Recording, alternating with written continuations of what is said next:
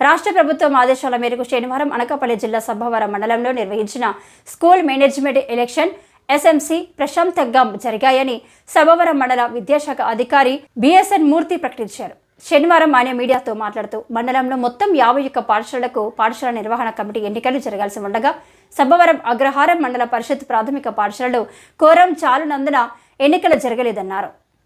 మిగిలిన పాఠశాలలో 13 పాఠశాలలకు పోటీ ఏర్పడి ఓటింగ్ పద్ధతిలో పాఠశాల నిర్వహణ కమిటీ అధ్యక్షులు ఉపాధ్యక్షులను ఎన్నుకోగా 37 పాఠశాలలో అక్కడి విద్యార్థులు తల్లిదండ్రులు సహాయ సహకారాలతో ఏకగ్రీవంగా ఎన్నికలు పూర్తి చేసినట్లు వివరించారు.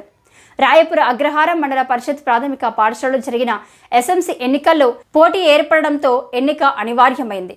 ఇక్కడ కూటమి అభ్యర్థి గూడుపు అప్పారావు చైర్మన్గా ఎన్నిక కాగా బుద్ధల లక్ష్మి వైస్ చైర్మన్గా ఎన్నికైనట్లు మాజీ సర్పంచ్ పిల్లల అప్పలనాయుడు తెలిపారు.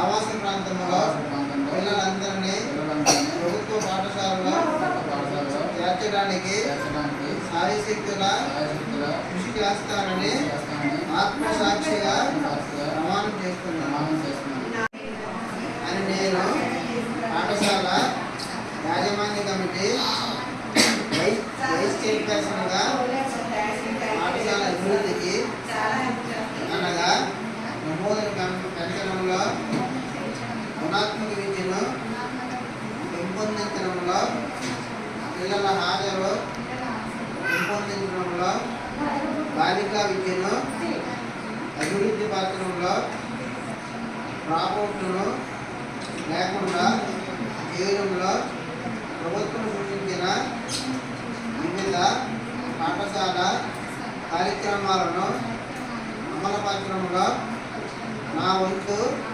కృషి చేస్తానని మా పాఠశాల ఆవాస ప్రాంతంలో పిల్లలందరినీ ప్రభుత్వ పాఠశాలలో చేర్చడానికి సాయశక్తులా కృషి చేస్తానని ఆత్మసాక్షిగా ప్రమాణం చేస్తున్నాను.